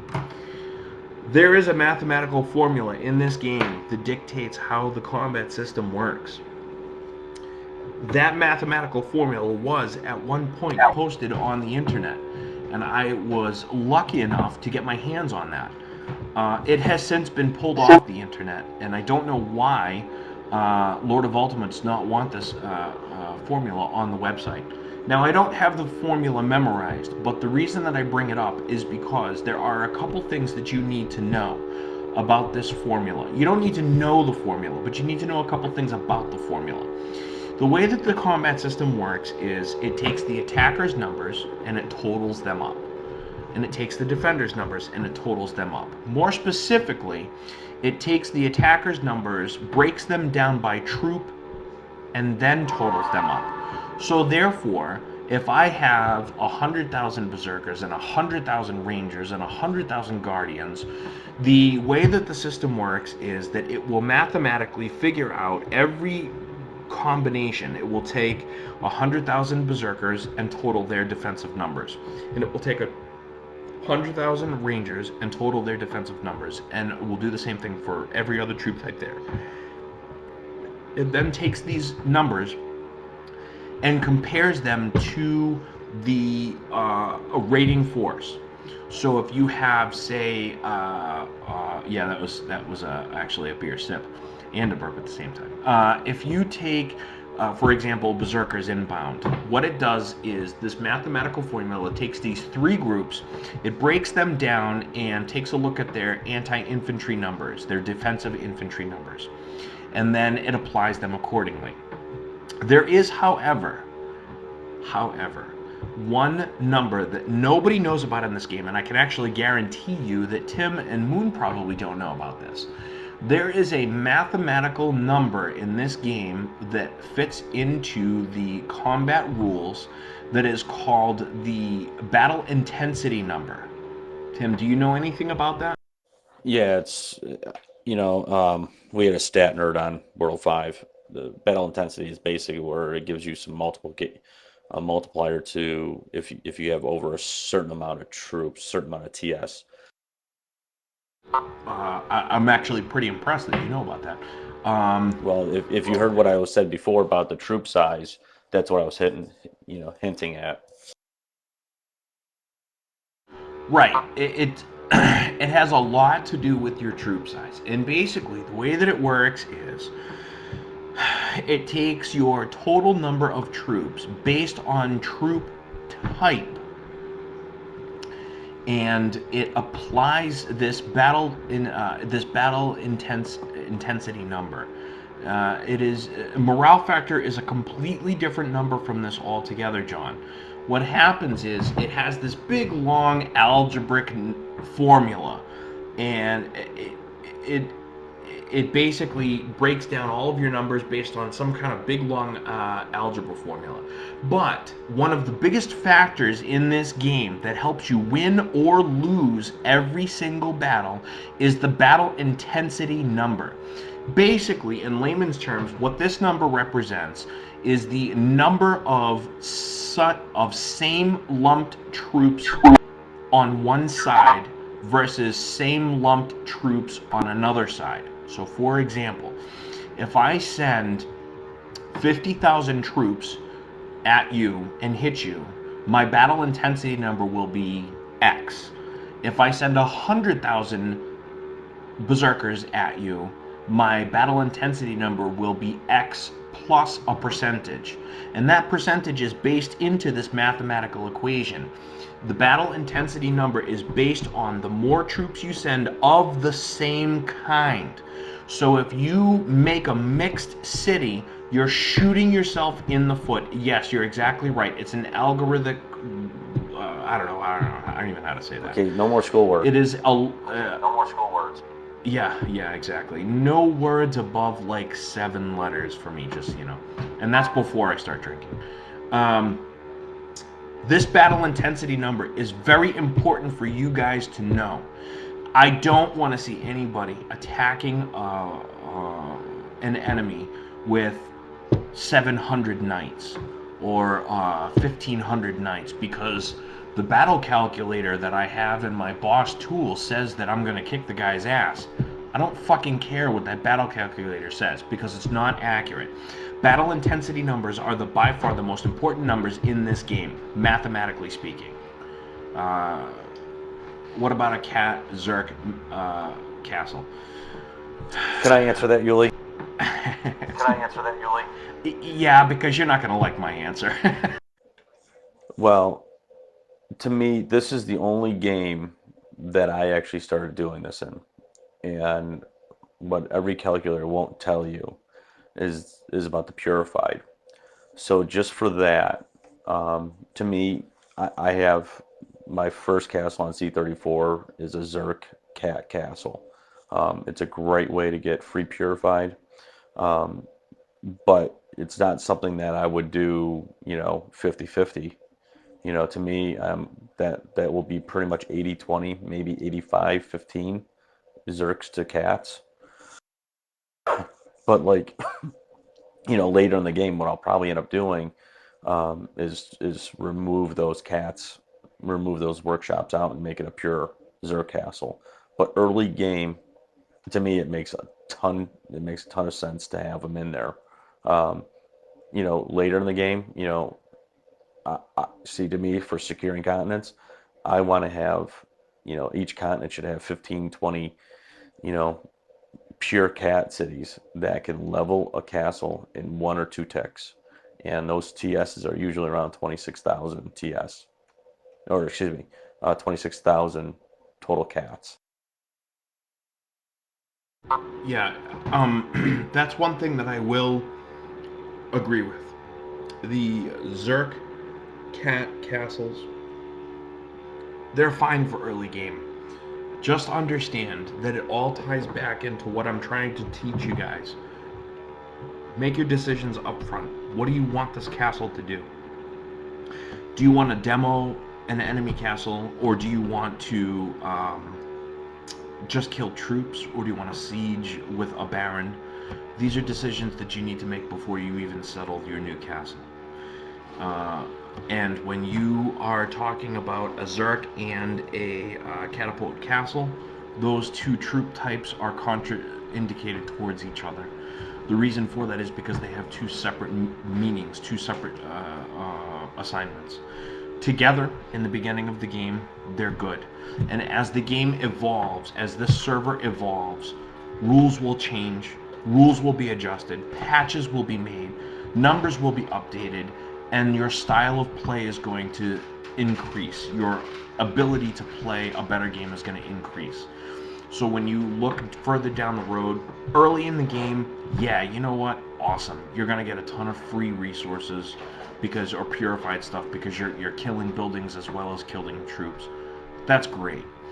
But eventually you're going to look at it and say, I can't believe I wasted my time building that when I could have built a catapult city and a berserker city at the same time. Early in the game it's great because you don't have the ability to build two separate cities at the same time.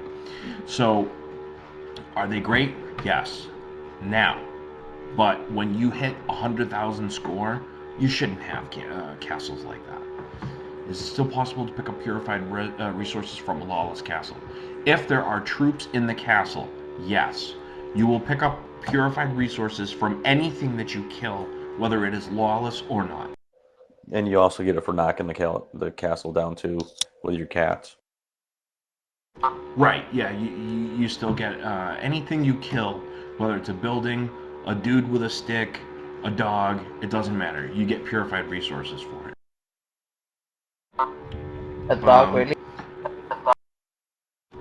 I have only scratched the surface on a lot of stuff that I would love to impart upon you guys. But just for indifference to time, understand that this is where I'm kind of gonna call it for the evening. Does anybody have any questions on anything that they would love to be able to get answered now? Stuff that you want to start implementing as soon as you get out of vent tonight. Anything at all, whether it has to do with raiding, whether it has to do with building, whether it has to do with anything at all.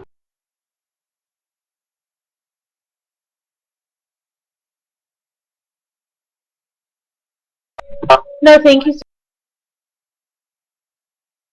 I'm good.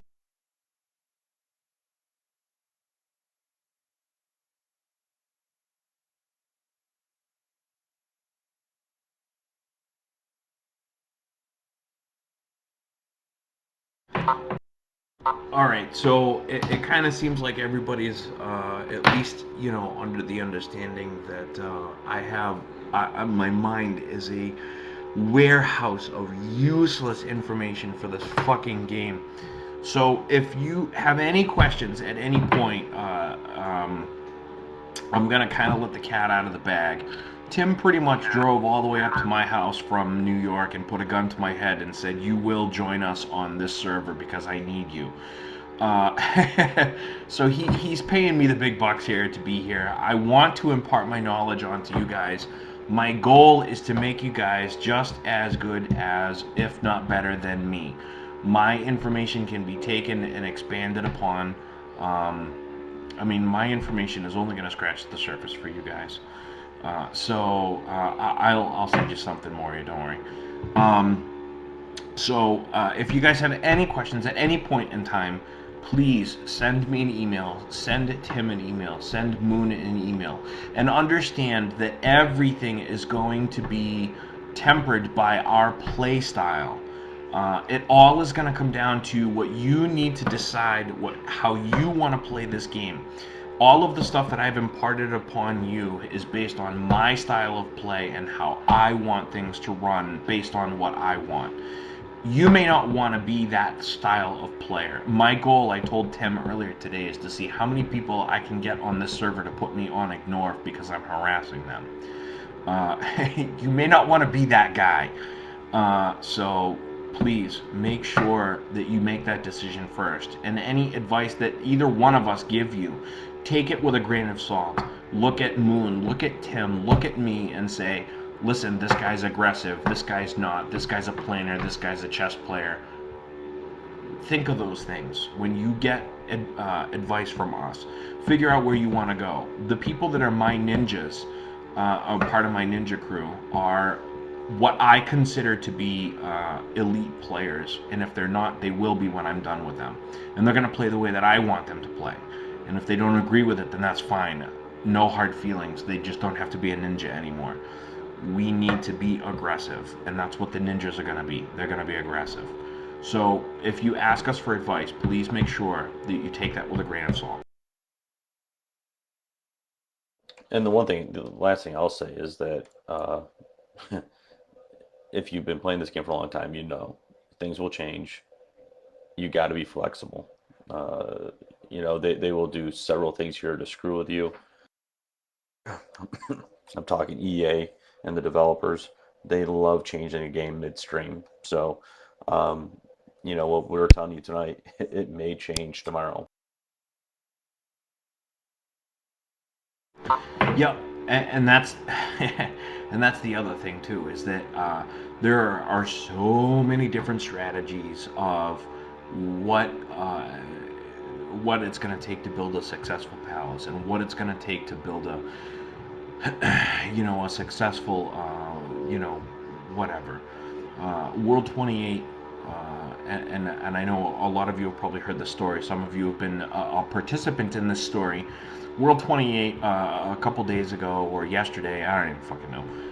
We came under fire by the biggest alliance, which we are the third largest alliance on the server. And we came under fire by the largest alliance, which is Perfection. And they sent 150 million troop strength at our city. We packed our city with 38.5 million defensive troop strength. We killed 75 million troops, but we still lost the battle.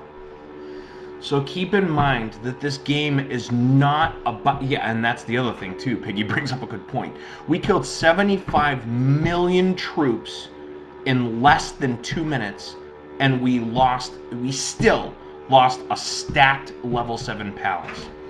Keep in mind, this game is not, absolutely, ultimately, not about what you can do as a superstar. This game is about team effort. The entire Perfection Alliance, it took the entire Perfection Alliance to kill one level 7 palace, and they paid for it really bad.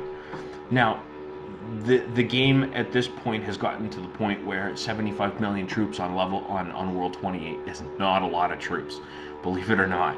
But you have to understand, when Tim makes a decision, when I make a decision, when Moon makes a decision, we're doing it for the better of the alliance and with teamwork in mind. We want this alliance to get to the crown faster than any other server has ever had happen, and with the best and most organized shot at doing it. And that's why we're going to push people, and that's why we're going to boot people too. We're not going to stand by and let you sign in once a week or whatever. We have wing alliances for that. You may be the greatest guy in the world. You may be the greatest gal in the world. You may be able to suck a golf ball through a garden hose. It doesn't matter.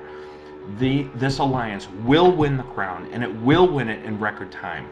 And we want that to be all of you here. And if you, at some point, we go our separate ways, then that's fine. There's no hard feelings there, because that's the way the game rolls. But you need to understand the game changes daily. So if, for example, a lot of my ninjas were really mad at me because we had launched a mission and then we literally canceled it 2 hours after we launched, and we lost a lot of resources there. Well, you know what? Too bad, so sad. It sucks, but it is what it is. This game changes on an hourly basis. And now from that, we have some really great players that benefited us from that.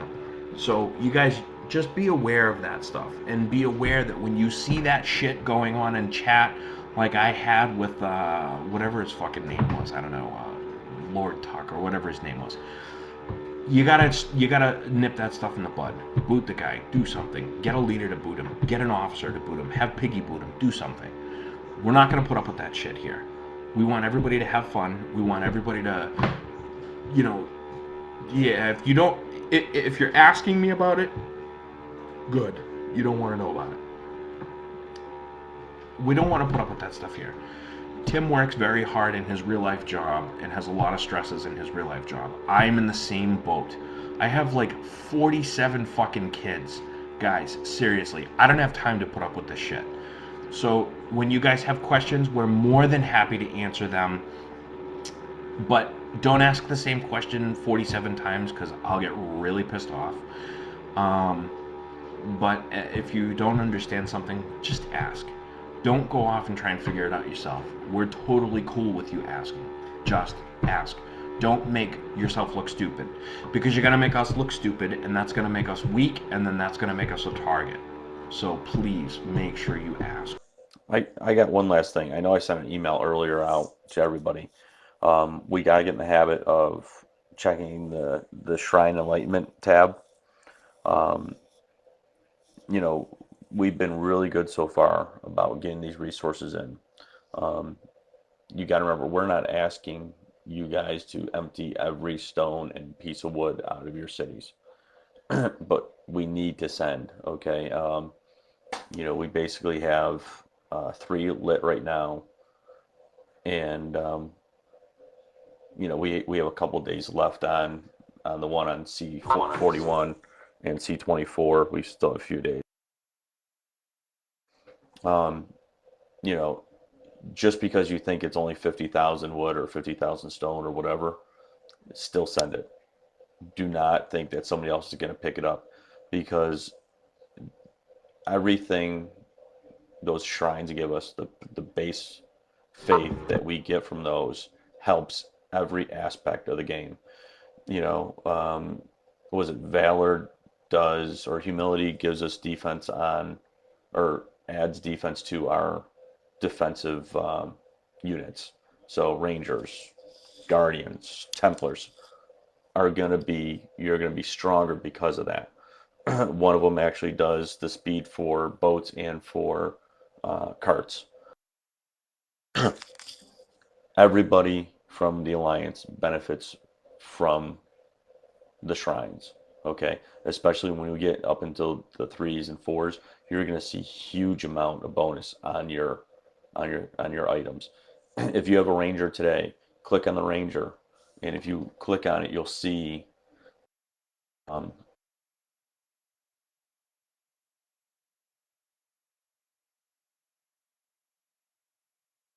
If you hit the recruit tab on it and you hover over the ranger, on the very, where is it? Defense research bonus. Oh, wait, maybe we don't have one of those done yet. But if you go to your carts, you'll see that there's research done to them. Like, you know, just remember it's a huge thing for us to get this faith up for the whole alliance.